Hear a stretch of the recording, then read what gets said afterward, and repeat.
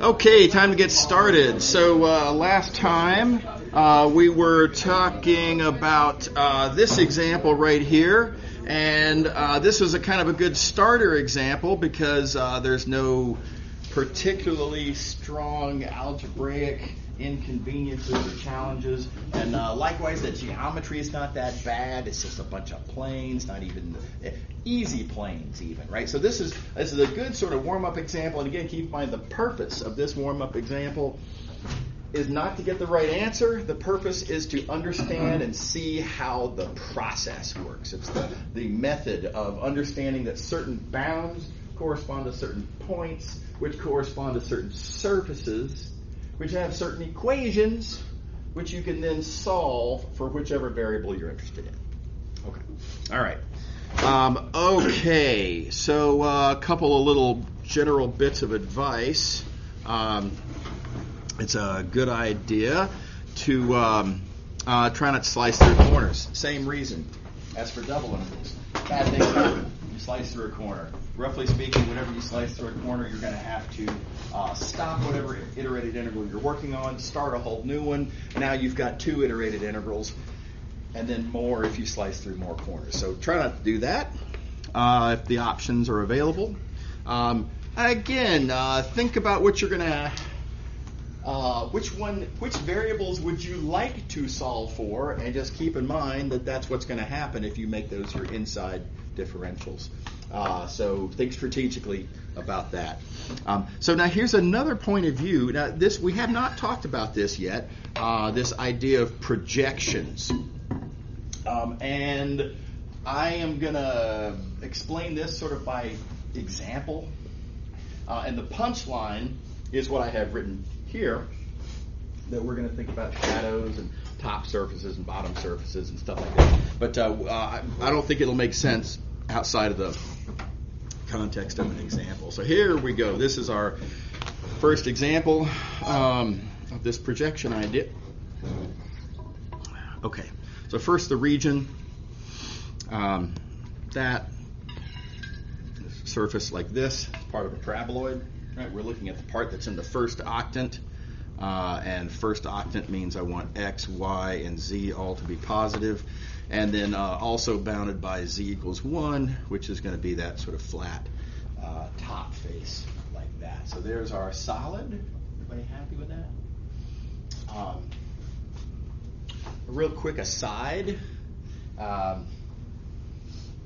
picture took me probably half an hour to draw. It's a hard picture. So we're going to find it really useful to have a decent, I'm not going to call that a good picture, I'm going to call that a decent picture here, right? But it's immensely helpful to have a decent picture. And making a decent picture, especially when the thing you're trying to draw is a little tricky, right, is skill. And it takes knowledge, and it takes chops, experience, right? Your fingers need to be able to do what your brain is trying to tell it to do, right? So the bits of advice that I have on how to be able to draw a good picture, again, I think this is really important, but make sure to learn the tricks, and then make sure to practice those tricks. So as to the learning, everything that I know about mathematical drawing is in a series of recordings that I have on my YouTube channel in the Miscellaneous Topics playlist called Drawing 1 and Drawing 2. Hope you might find those useful. It's everything that I know. By the way, one of the figures that I focus on in those recordings, I think it's the second recording, is exactly this one. And so as I draw this figure in that video, I go into gory detail about why am I drawing every little aspect of every one of these strokes, and why is it the way it is discussed in those recordings. So anyway, I hope you'll find that useful. For whatever it's worth, last point, it's just really important skill to be able to develop. Keep in mind, you're not just making drawings to help you think stuff through. You're making drawings to explain your geometric reasoning. The way we're going to get bounds for an iterated integral comes from unavoidably geometric reasoning. And the way you explain geometric reasoning is with a picture. So being able to draw a picture is just, I mean, you just know a way around it. It's just going to be helpful. So please give appropriate effort to building that skill. Okay, so let's see here. First observation I'll make. You can see right there, sure would rather solve for z than for x or y, because I don't like square roots. And whatever we want to solve for, we put on the inside. So I'm going to put the dz on the inside, and arbitrarily I'm going to put dx, dy on the outside. Not that it matters which way you do those. Okay, let's think about the projection then to the xy plane. And what do I mean by good? We'll come back to that. But let's think about the projection to the xy plane. That's this down here. I claim that this is actually a really helpful thing to think about. And why is that helpful? Okay, well, we'll just let's start the slicing process. And by the way, I'm doing, it would seem, my y slicing first. So there's the y-axis, and here's what a y slice of my solid looks like. By the way, while we're at it, I'll point out that here is what a corresponding y slice of my shadow looks like. And by the way, a slice of the shadow is the shadow of my slice, right? And geometric appeal, I claim that the range of values of y for these y slices in the solid, exactly the same as the range of values of y for the y slices of the shadow down here, right? So said differently, if you want to understand the y bounds of the solid, all you have to do is think about the y bounds of the shadow, and the shadow is easier to draw. So that's the really big trick. One of the really big tricks about this projection concept is that I can focus my attention on the shadow. By the way, ditto for the x bounds. If I think about, how would I find my x bounds? Well, in the x direction, there's my first x slice. There's my last, if you will, x slice. And notice, totally analogous to there's my first x slice in my shadow. There's my last x slice in my shadow, and they are again right above each other. So same values of x as well. So this is an awesome little observation. And here's the nice punchline, really convenient punchline. Little bit of geometry, and you can find the equation of that curve, which is the equation of that curve. And then you can just look literally at the shadow, and you can find the x and y bounds just by slicing up that xy shadow. But you don't even have to draw it three-dimensionally, right? You can take this shadow, it's just a quarter disk. I could draw a little xy plane over here and just look at a quarter disk and just do a two-dimensional slicing process, like it's a double integral, and get these bounds from a two-dimensional picture. Yes? So once you decide which is the inside variable, then the other two don't matter, like the order? I wouldn't say that. In this case, it happens not to matter, but sometimes it matters very much. And it's not clear from this example why that might be, but you'll see in a subsequent example. The short version is that every little thing might matter. Sometimes it does, and sometimes it doesn't. Right? Yes. Sorry, could you please repeat how we got the y bound? Well, sure. So this is what a y slice looks like of the shadow, which is who cares? It's solid. It's got the same y bounds, and so I might as well look at the shadow. And there's the first one, and it's where y is equal to 0. Oh, I missed. Try that again. There you go. It's where y equals 0. And then the last one is over here at that point, and you got to do a little geometry there. But that point, you know the radius of that disk, and that's going to be where y is 1. Yeah. Okay. Okay, so now back up to the picture here for a second.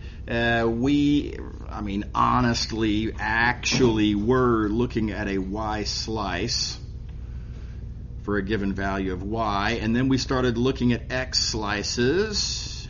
Sure, and then we pick. We pick a value of x, and so what we've actually got here, this little line segment in blue, that represents an arbitrary x slice of my arbitrary y slice. And that is something that when it comes time to finding the z bounds, I am going to need this three-dimensional picture representing this x slice of this y slice. But now, again, let me say it a little bit differently. Same thing.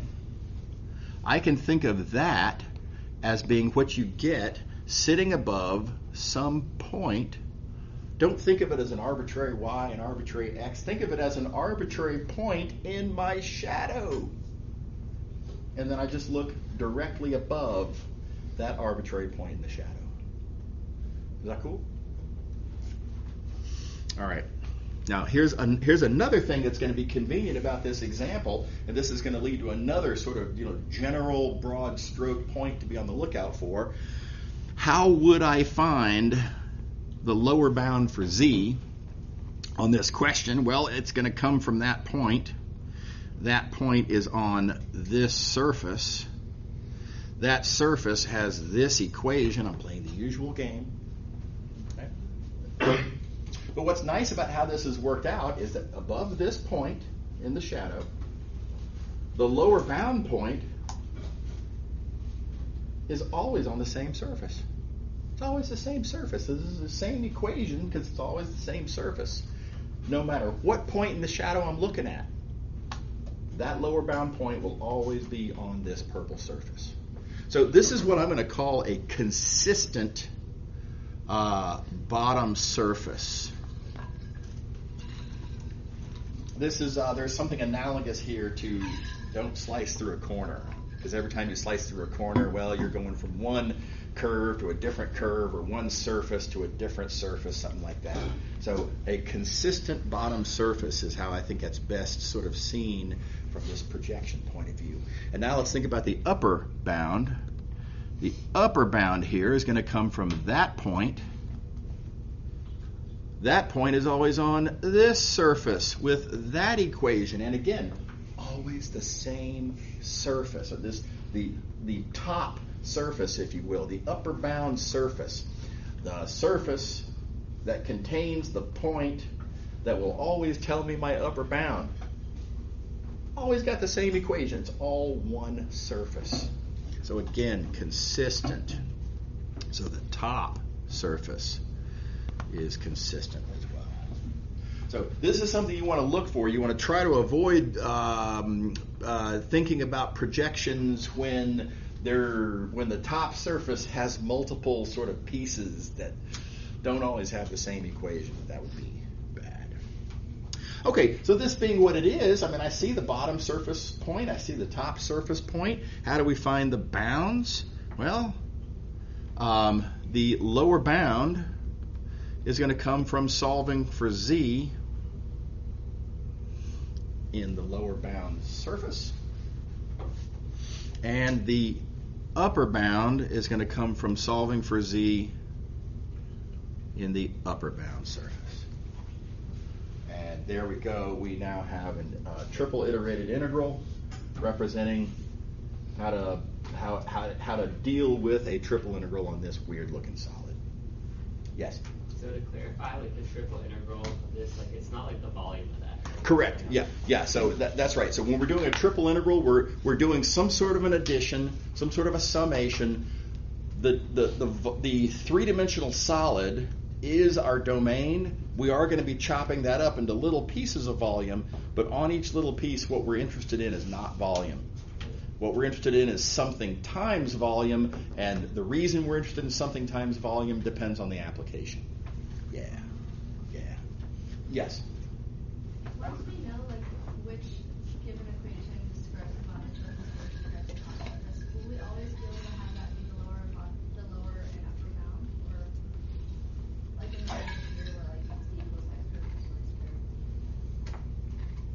You said the scary word. You said always. For this class? Yeah. Always for this class? No. I'm sorry. Sadly, yeah. So that's why I put this disclaimer here. This is why I say, what we're looking at here is a good projection, where everything has worked out nicely. Where as you described, we always get a single top surface and a single bottom surface. That's what makes this good. We're going to see another projection in a couple of minutes where it doesn't work out very well, and bad, and don't do it that way. Yeah. Right. Okay, so there you go. I think it's a really nice point of view. Here's another example of this, I think, really nice point of view. Now, what I've drawn here is the slicing approach that you could take. And this is not a scary looking domain, it's just a unit ball. I mean, it sounds like a kid's toy. How hard could it be? For one thing, it's surprisingly hard to draw. The ball itself is easy to draw, right? But when you start taking slices of it and trying to visualize, so there's an X slice, for example, and then if you want to take your X slice and imagine how would I slice that slice, let's say perpendicular to the Z-axis, you're going to get slices of slices that are kind of like that. And then you want to think about the Y coordinates of those points. You can see the art gets a little non-trivial. I would call it deceptively difficult, right? So this can be a little bit hard. If you want to think it through from that point of view, this is the picture, and you can, think it through. Go ahead. I think that's fine. But here's what I think is much easier. Yes? Just confirming the unit ball is like solid. Yeah, the word ball means a three-dimensional solid. If you want to talk about just the surface, that's called a sphere. Yeah, sphere is a surface, a ball is a solid. And likewise, a disk is a two-dimensional region. A circle is the curve that bounds the disk. Yeah, so disk is a two-dimensional area. A circle is a one-dimensional curve. Okay. Is that cool? Yeah. I know that, and the language is sloppy in a lot of geometry classes and stuff, but we got to be able to make the distinction, and that's the norm. Yeah. Okay. Oh yeah. So the disk is like a slice of a ball? Yes, that's right. Yep, that's right. Okay, so here's how I would prefer to think about it. And by the way, I'm going to do my best on the art on this, but again, it's harder than it looks. Give it a try if you don't believe me. Okay, I want to think about this from a projection point of view. And now, I've got X and Z as my outside variables, so if I'm going to take a projection point of view with this ordering of the differentials, then the projection will be into the XZ plane. So, okay, I'm going to try to draw, what do I get? What's the shadow? What do I get if I take this whole solid and smush it into the XZ plane? And I think that would look something, all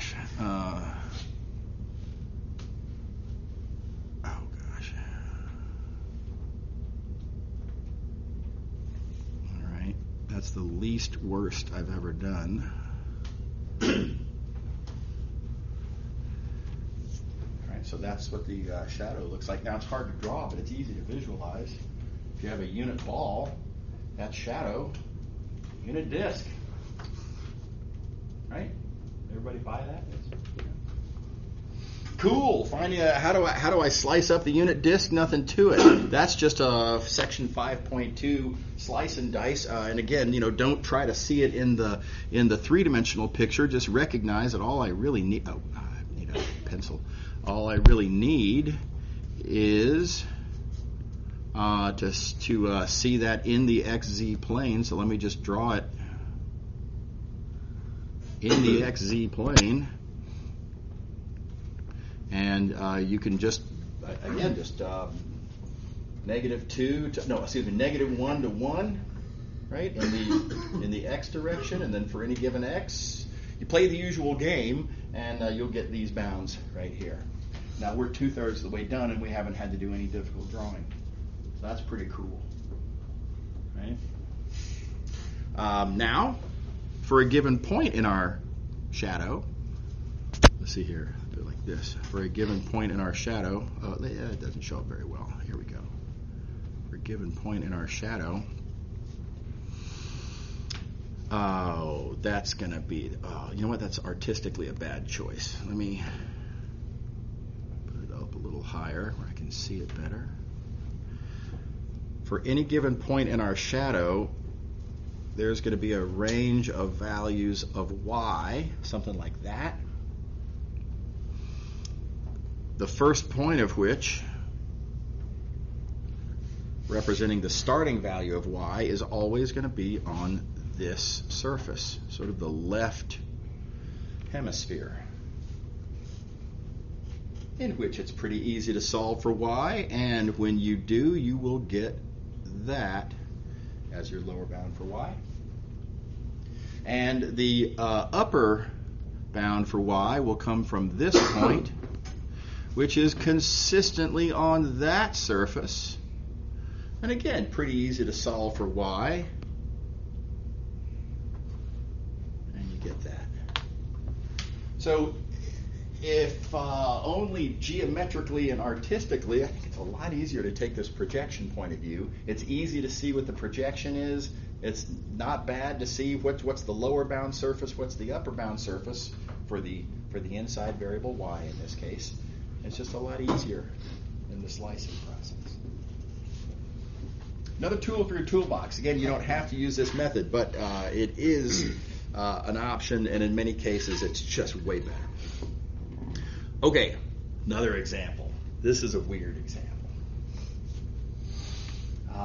My solid, my domain, is what's bounded by, and then I give you 5 planes. And I'm going to recognize if these were 5 random planes, this would be an extremely difficult question. This would be unfair level of difficulty, because 5 planes, that when they intersect, they're going to intersect in strange ways, and it's not clear whether this plane is on that side or this side of the intersection of those 2 planes. Oh my gosh, it's hard. There's just too many little micro details to have to check and deal with. It's a nightmare. This is much easier, because this is 5 planes, many of which are nice. And nice in different ways, I suppose. But there's a particular niceness about these 3 planes. These 3 planes have no y's in their equations. I instantly know they're parallel to the y-axis. That's going to make, not only is it going to make them individually easier to draw, it's going to make them as a whole easier to draw. So let me show you how that works. So let's think about z equals x. I'm going to start just looking in the xz plane only. We'll worry about everything else in a minute. But just in the xz plane, z equals x is pretty easy to draw. Right? So that's part of this plane that I'm looking for. This is z equals x. This is, in some sense, what its cross-section looks like. But here's the thing. I also know that it's parallel to the y-axis. So I can just imagine just kind of dragging that parallel to the y-axis. And that's what that plane looks like. Everybody see how that works? Everybody buy it? Okay. So now I'm going to do all 3 of them at the same time now, thinking again just in the xz plane. These make a triangle. All of them are planes parallel to the y-axis, so I can just imagine this being dragged in the y direction.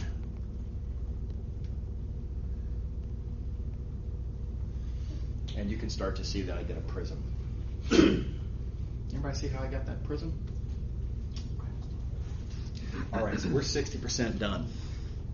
Right? What without this little clever observation, this would have been again, I don't even know how to get started. Okay. So now, lastly, we do have to deal with that plane right there. Okay, that's pretty easy. That is literally just the xz plane itself. That intersects in a cross little slice about like that. Yeah. The hard one is this one here. It's not particularly nice in any way. So okay, I'm just going to do my best here, but I'm going to have to make a geometric appeal. I think the easiest way to understand this plane is to realize that it has easily noticed axis intercepts. The axis intercepts are 3 on every one of the axes.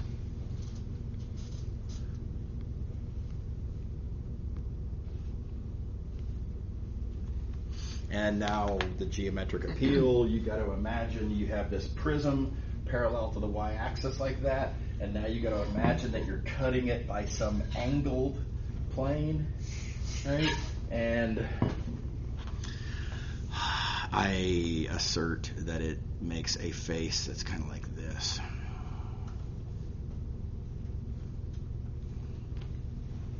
And that's just a geometric appeal.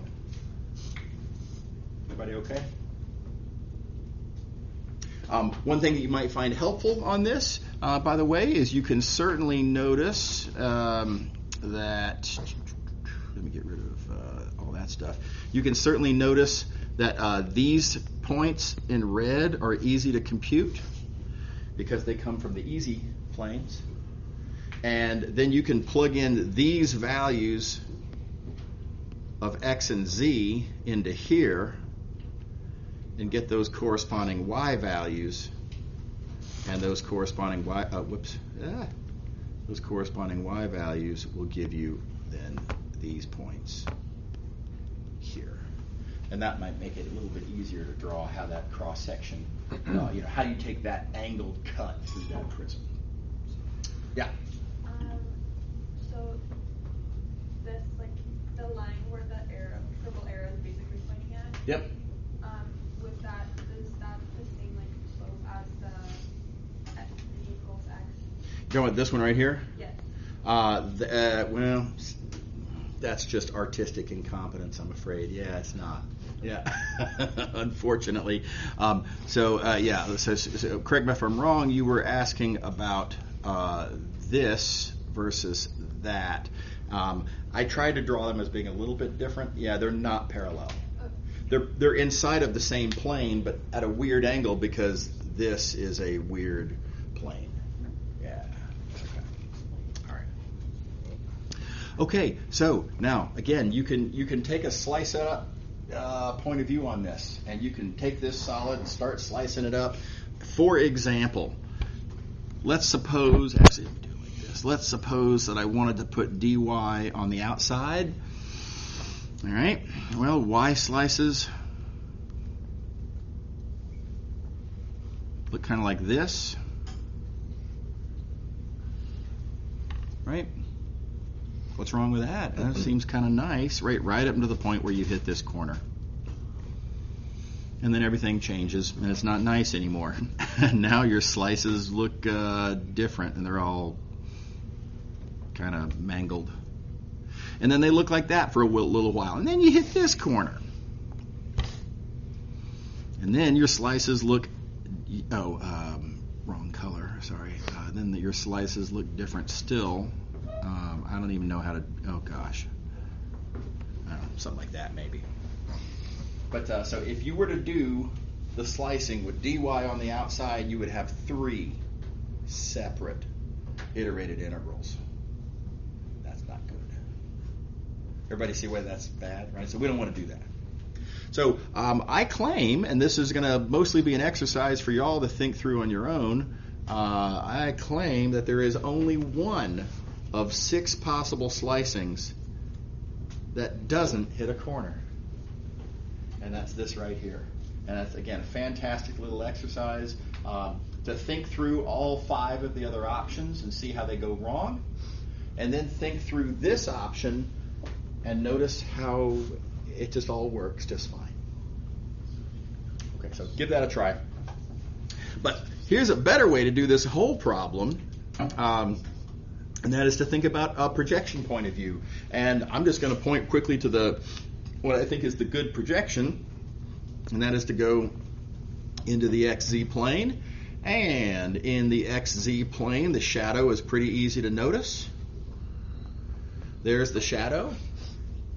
that is just a triangle in the XZ plane. How would I slice up that triangle in the XZ plane? Well, how about you draw that triangle and start to slice it. This is what you get. Make sure you can do that. Right? Works out very nicely. Don't even have to use the three-dimensional picture. Again, you can draw what that triangle looks like separately in the XZ plane, which is going to be something like this.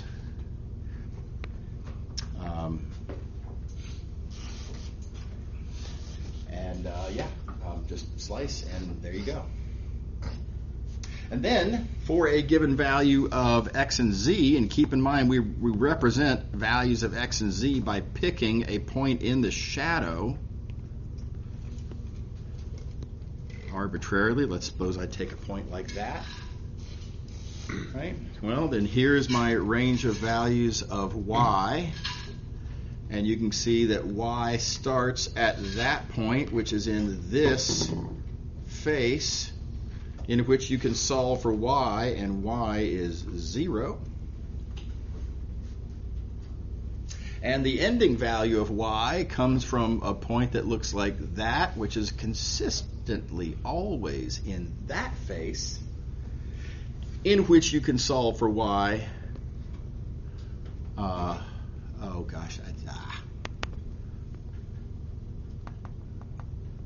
In which you can solve for y, and you get that. I think it's just much easier, rather than trying to draw the slices and think about slices of slices, geometrically non-trivial. I think it's easier to think about projections and lower bound faces and upper bound faces. Anyway, there you go. Okay. Let's move it along. Last example. So this one's really hard. This is a really hard one. It's hard enough just to draw it. And by the way, I can't remember if I gave this speech to y'all yet or if I'm remembering giving speeches to the earlier two sections. But make sure you're good at drawing. Did I give y'all that whole speech about the... Yes. Okay, good. Thank you. Okay, I'll spare you a repetition. But this is pretty hard to draw, but the more drawing experience you have, the better you'll do with it. The more quickly you'll be able to get to a decent drawing. Good thing. Okay, so this is a weird shape in that we have a paraboloid here that is kind of, in some sense, inside of a different paraboloid, like that. Paraboloid inside of a paraboloid. What we're looking for is what is in between those two paraboloids. And by the way, that shading that I've just given of, the sort of the area, the volume that's in between those two surfaces is not really very representative. After all, there is some volume, kind of. What I visualize when I see this picture is I visualize kind of a goblet. I don't know, like a glass goblet that's been turned on its side, right? And well, the lip, the rim of the goblet is that right there, and there's some glass right in here. And what's weird about, why didn't I shade in the yellow there? Because, well, yes, there is some glass there, but on the other side of the glass, there's the cavity. And on the other side of the cavity, there's more glass. That's different from what's happening over here. It's just solid glass. So there's something different about the glass here versus the glass there. It's just hard to draw. Ultimately, if you think about it, representing three-dimensional things with a two-dimensional flat figure is already kind of outrageous, right? And it's just, this is a situation where it's just, I don't know how to do a good job with that. Everybody see what's hard about this? Okay. Yes? When would we actually need this? When would you need? In the real world. What's an example? When would you need triple integrals? If you are Are you an engineer? Okay. If you are ever dealing with something that exists in space, which is always, right? Right? And if there is some quantity that is that you're trying to understand that is an accumulating quantity, that where the whole is the sum of the parts, right? And you need to know what the total is. Well, this is a lot of different instances, right? So, what is it that might be the accumulating quantity? I don't know. It depends on what you're. Maybe there's maybe you have an engine and there's a piston in the engine, and for whatever reason they have a non-flat base to the cylinder, and they have a non-flat base to the piston head. I don't know. Maybe, right? And then at some point you want to add up the pressure, and there's a non-uniform pressure, and you want to know the total. I don't know. There's endless possibilities, and the hardest thing about giving an example is just dreaming up a bunch of specifics. Yeah, so lots of situations. Now I'm making examples that may or may not ever come up in your experience, right? Will you have ever a paraboloid inside of a paraboloid? I don't know. Okay, but what this is doing is this is building mathematical muscles, right? So we're just learning how to deal with stuff, not because this is your future, but because if you can deal with random stuff, then you're more likely to be able to deal with whatever specifics you might actually face. Does that make sense? Yeah. Yeah. That's a good question, and yeah, right. Okay, so now let's start slicing this up. And look, one thing I could do, and I'm gonna take a whack at this just to show you how hard it is. If I were to take a Z slice of this solid, what would that look like? And oh God, yeah, I feel like it would be kind of vaguely like.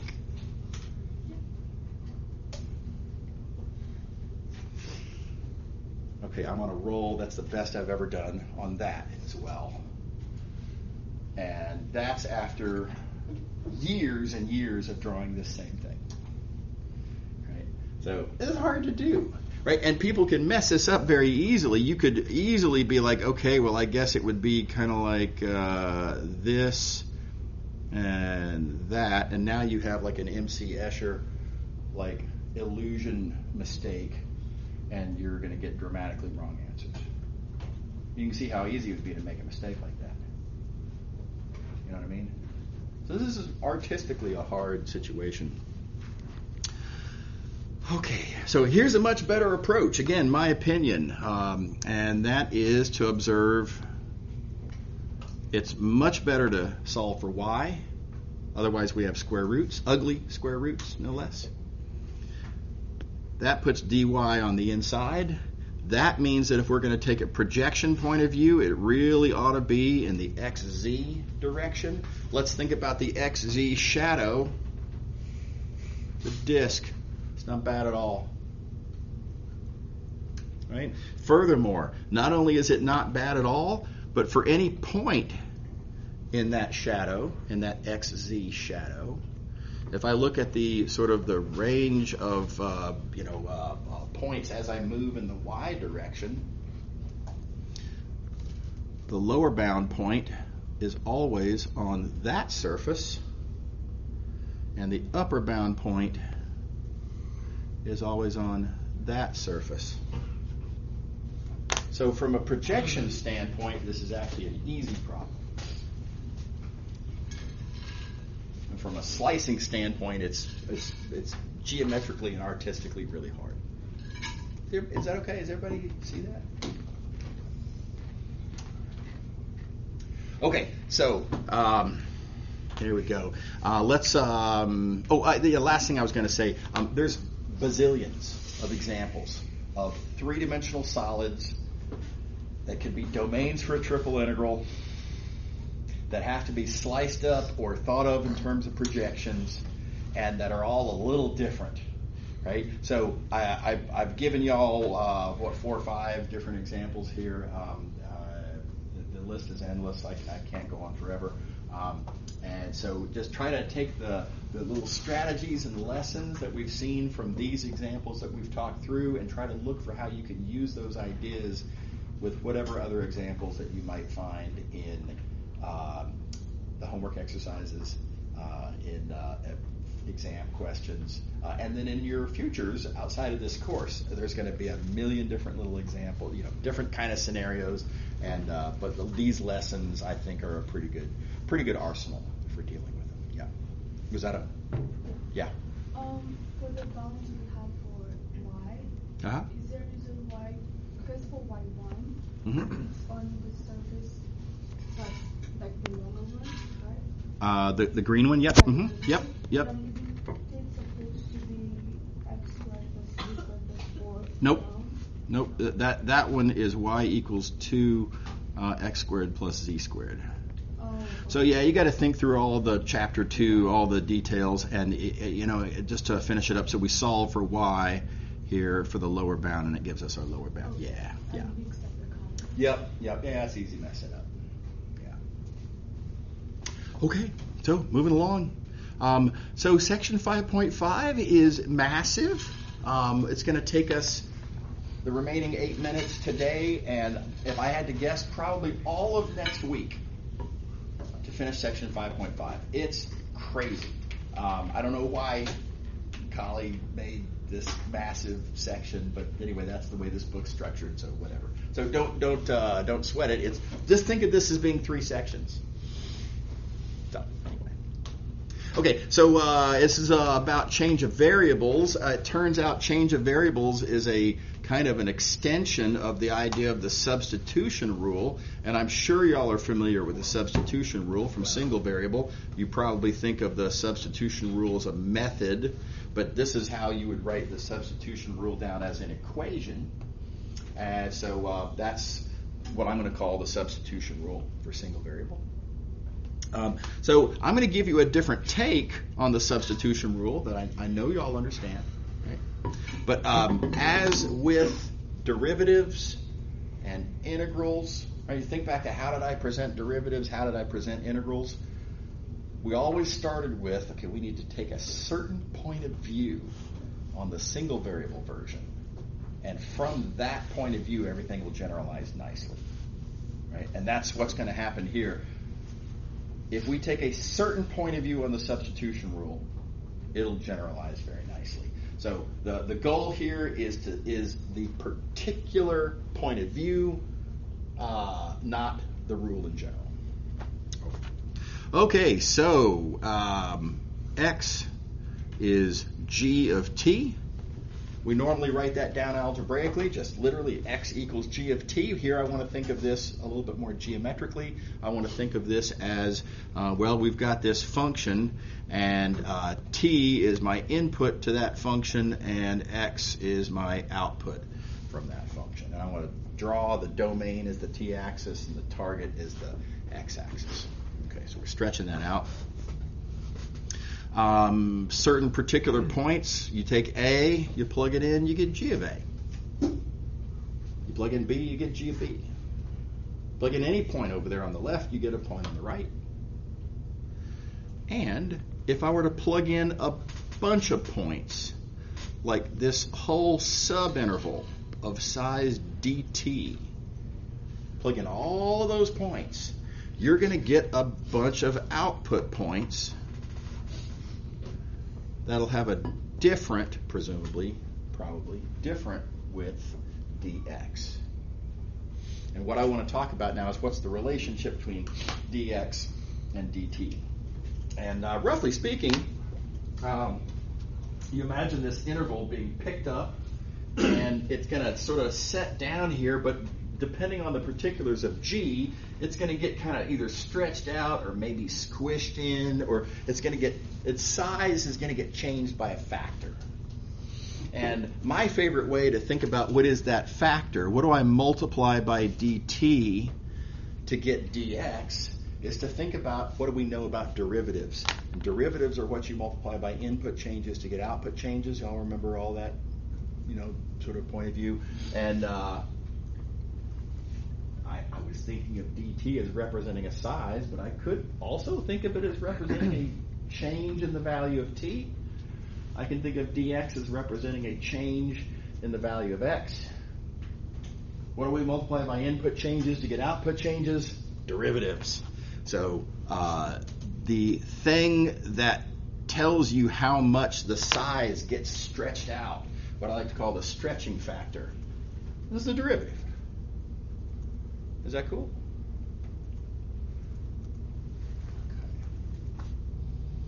Okay.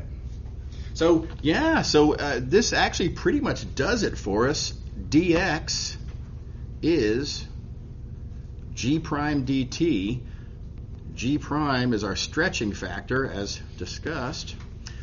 Everything else is just a matter of plugging in. So, for example, this function g, keep in mind, x is literally what you get when you plug t into the function g. So x is literally g of t. So you can think of this whole thing as follows. If you have some integral on the right, you have some integral over this domain on the right here, take your x and just plug in g of t, whatever your substitution is, just plug it right on in there. Don't forget to insert your stretching factor, g prime in this case, but in general, whatever the stretching factor is. And then, sweet, we've got a new integral. This is a process by which you can take I'm going to call this an ugly integral. We don't like that integral for whatever reason, right? And we can take that whole thing and do what I like to call a pull back, right? The function goes forward. We're turning an expression. We're pushing the expression backwards through the function. And we're going to get now a different integral that hopefully we like better. At least that's the plan. That's why we would ever do this in the first place, is in the hopes that we'll turn a integral we don't know how to solve into an integral we do know how to solve. Now, again, that's just a take, right? That's a particular point of view on how to think about the substitution rule. Do y'all see this point of view I'm trying to push here? Okay, so we just want to be able to do that in 2 dimensions. Now, this is an analogous setup. Let's suppose we have some domain on the left, maybe a nice one, let's hope, fingers crossed. I plug into some function, and every point over here is going to have some image point over here. Right? You do that for the whole domain, and you'll have an image g of r. And now let's presume the following. Let's presume that we're interested in computing this integral. Before I go on to how we're going to deal with this integral, let's recognize how horrible it is. Right, I started off with a rectangle. I put it into some wacky function. Out comes some wacky shape over which I want to integrate. And as I slice up this domain, I hit corners all over the place because it's all curvy and wambly. This is not nice. Does that make sense to everybody? Highly undesirable domain. This is going to be a terrible integral. Okay, so what do I do? And the answer is you do a pullback. And the pullback is done by simply recognizing that x and y are given as functions of u and v. Plug them right on in there. No problem. Just plug them in. And then further recognize that a little I forgot what colors I used, but whatever little piece of area there is on the left, its image on the right is going to be magnified by some factor to be determined. We don't know what that factor is, but there's some factor by which the blue is sort of a stretched out version of the green.